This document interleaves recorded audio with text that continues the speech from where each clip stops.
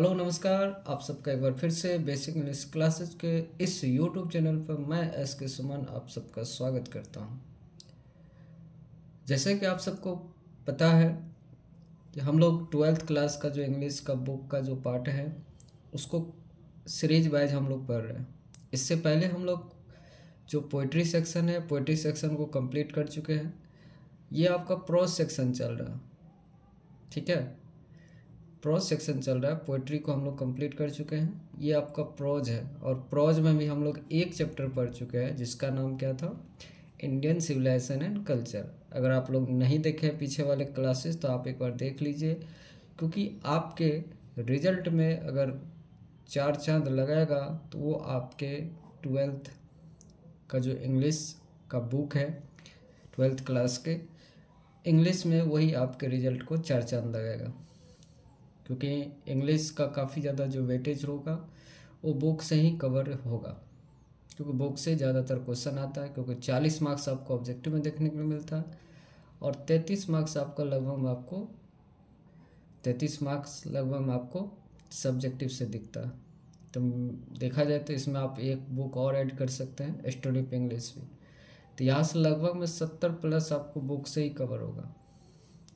तो इसीलिए आप सब एक बार देख लीजिए, बुक का काफ़ी ज़्यादा वेटेज है, इसीलिए इसको इग्नोर नहीं करेंगे, उम्मीद कर सकते हैं, ठीक है। तो चलिए देर ना करते हुए हम लोग शुरू करते हैं। आज का जो सेकंड चैप्टर है उसको पढ़ते हैं, जिसका नाम क्या है, भारत इज माया। कौन है लेखक, ऑथर कौन है, डॉक्टर जाकिर हुसैन।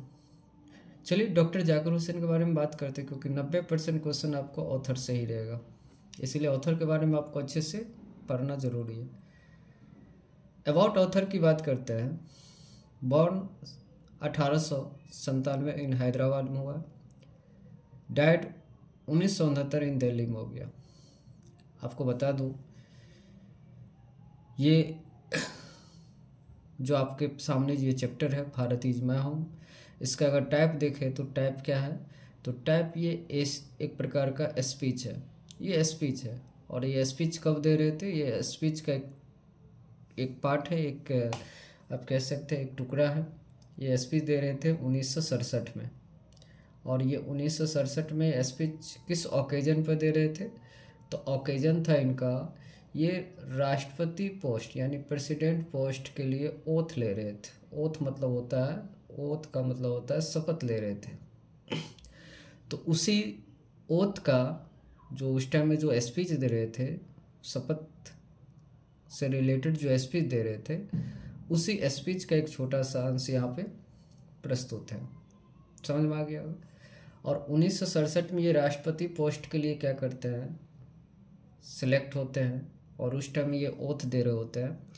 और दुर्भाग्य देखिए क्या हुआ, 1969 में इसकी मौत हो जाती है, यानी कि राष्ट्रपति भवन में कार्यकाल के दौरान ही क्या हो जाती है, डेथ हो जाती है। क्योंकि कार्यकाल इनका 5 साल का चलता, लेकिन 2 साल में ही इसका क्या हो जाता है, डेथ हो जाता है।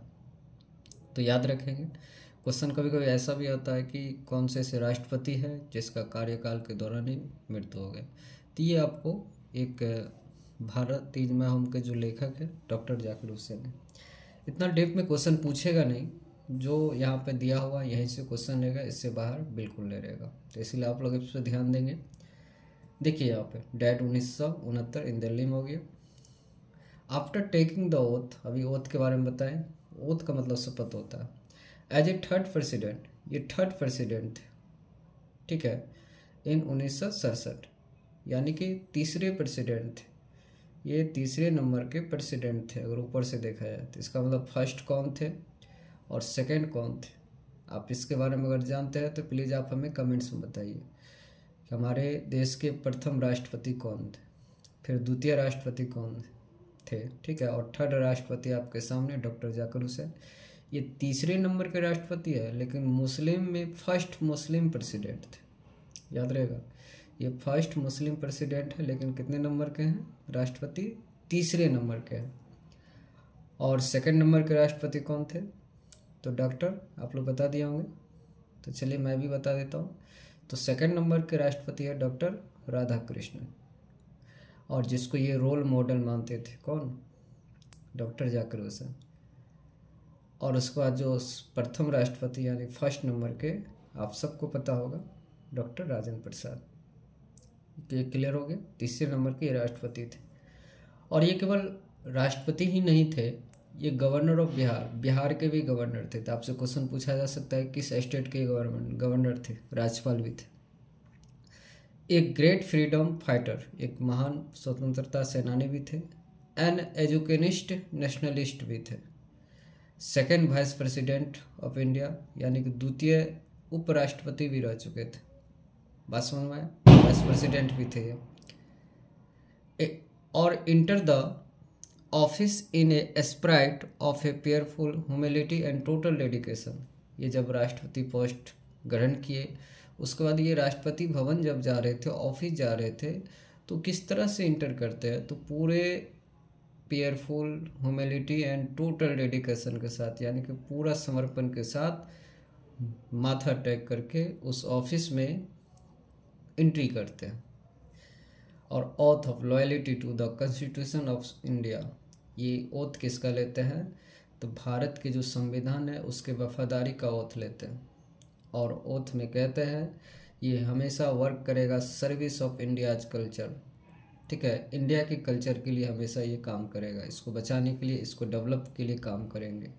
और ये अपना रोल मॉडल किसको मानते थे, तो राधा कृष्णन को मानते थे, जैसा कि आप सबको पता है। इसी के डेट पे हम लोग क्या मनाते हैं, टीचर डे भी मनाते हैं, आप सब जानते हैं इसको। थोड़ा सा राधा कृष्णन जी के बारे में जान लेते हैं, इसका क्या योगदान था, इसके बारे में जान लेते हैं। राष्ट्रपति पोस्ट के लिए क्या क्या अपना ये योगदान दिए। Brought to the presidency rare erudition and wealth of experience, यानी कि इस पोस्ट यानी कि राष्ट्रपति पोस्ट का जो है ना गरिमा इन्होंने ही बढ़ाया, ठीक है। Brought to the presidency rare erudition and wealth of experience, इस पोस्ट को अपना एक एक्सपीरियंस दिए, ठीक है, एक वेल्थ एक्सपीरियंस दिए, एक उन्मूलन के तहत, ठीक है, जो रेयर मिलता है, इस चीज़ों से इन्होंने एक्सपीरियंस से सुशोभित किए, इस राष्ट्रपति जो पोस्ट होता है इसको सुशोभित किए। और एक्सप्लेन इंडियन फिलोसफिकल थ्रो, ये हमेशा इंडियन फिलोसफर जो होते हैं वो उसको बढ़ावा दिए। और नेवर लॉस्ट हिज फेथ, इन्होंने कभी अपना फेथ नहीं खोया in the essential humility of man, यानी कि जो असली मानवता होता है इंसान का, उसको ये बना के रखा है इंसानों के बीच में, ये कभी फेथ नहीं खोया। Devoted his life to the pursuit of knowledge and truth, ये अपनी लाइफ को पूरी तरह से समर्पित कर दिए नॉलेज और ट्रूथ के खोज में, ठीक है। और ऑलवेज चैम्पियन, ये हमेशा समर्थन करते थे with the right of all man to live in dignity and justice, ये अपना जीवन पूरा समर्पित कर दिए अधिकार के लिए, ताकि लोग जिए डिग्निटी एंड जस्टिस, ठीक है, सम्मान और न्याय के साथ जिए, इसके लिए इन्होंने हमेशा प्रयास किए। तो उम्मीद करते हैं कि आप लोग समझ गए होंगे, ठीक है। क्योंकि यह देखिए उजुल फुजुल नहीं पढ़ना, सीधी बात नो बकवास, सीधा आप पॉइंट टू पॉइंट पढ़िए, यहाँ से ही आपको एग्जाम में क्वेश्चन दिखेगा, ठीक है, गारंटी है इसका। चलिए नेक्स्ट देखते हैं क्या है इसका आगे का काम। चलिए और भी इस चैप्टर का इम्पोर्टेंट पॉइंट देखते हैं जहाँ से आपको ऑब्जेक्टिव सीधा दिखेगा। देखिए पास्ट के बारे में थोड़ा समझ लीजिए, पास्ट क्या होता है। तो पास्ट ना तो डेड होता, नो डेड, स्टैटिक, ठीक है, ना तो मरता है ना ही स्टैटिक रहता है। ये क्या रहता है, ये अलाइव होता है, ये डायनेमिक होता है, ठीक है। इसके बारे में बात करते हैं। पास्ट मरता नहीं बल्कि वो क्या रहता है, बरकरार रहता है, ये डायनेमिक होता है, गतिशील होता है, ठीक है। एजुकेशन के बारे में बात करता है कि एजुकेशन को doctor Zakir Hussain prime instrument मानते थे। किसी भी राष्ट्र के निर्माण करने के लिए एजुकेशन एक प्राइम इंस्ट्रूमेंट का काम करता है। और एजुकेशन के क्वालिटी से ही पता चल जाता है कि देश की क्वालिटी क्या है, इसीलिए education is the most important, prime instrument माना गया इसको, ठीक है। इंडिविजुअल कैन नॉट ग्रो, इन्होंने वर्क को दो तरह से डिवाइड किया, ठीक है, एक सोशल और दूसरा क्या individual.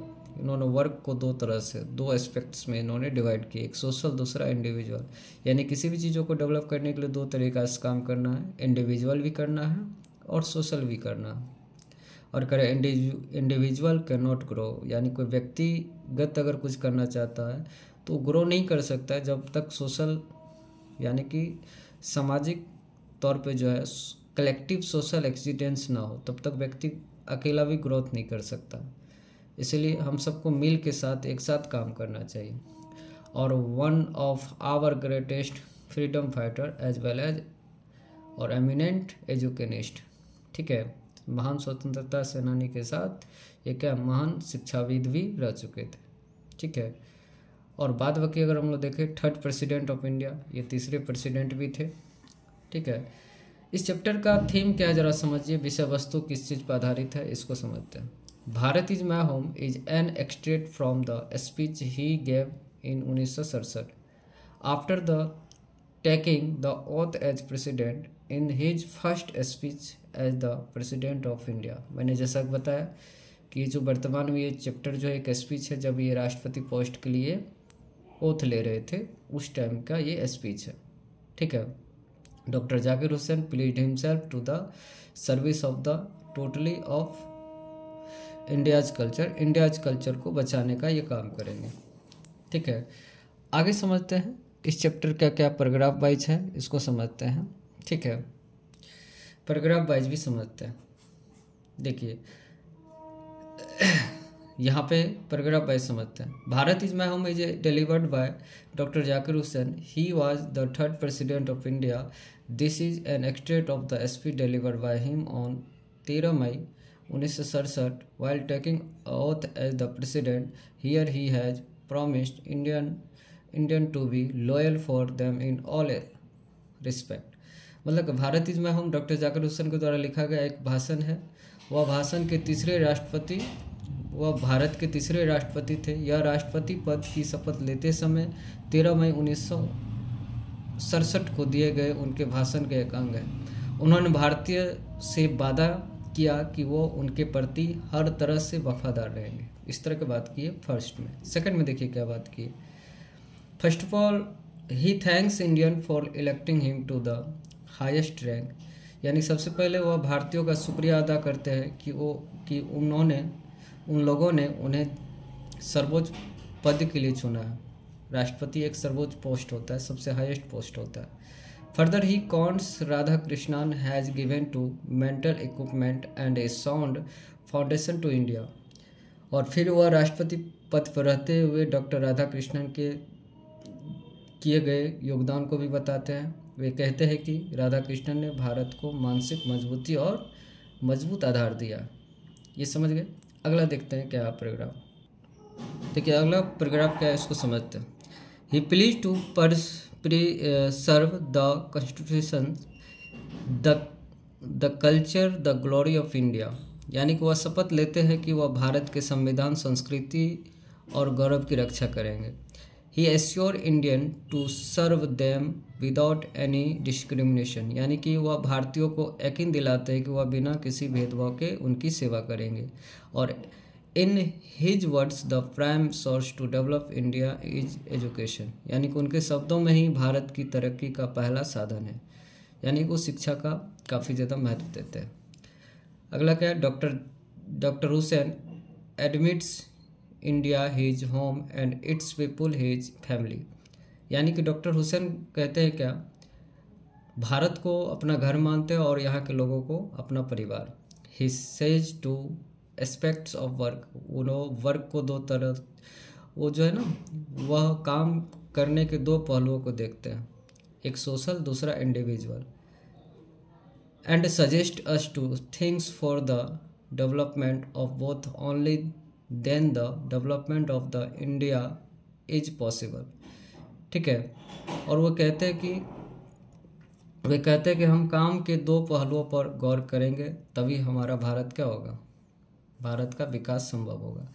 Finally this is an awesome speech of doctor Hussain where he has promised his loyalty to India and successfully his message to Indians.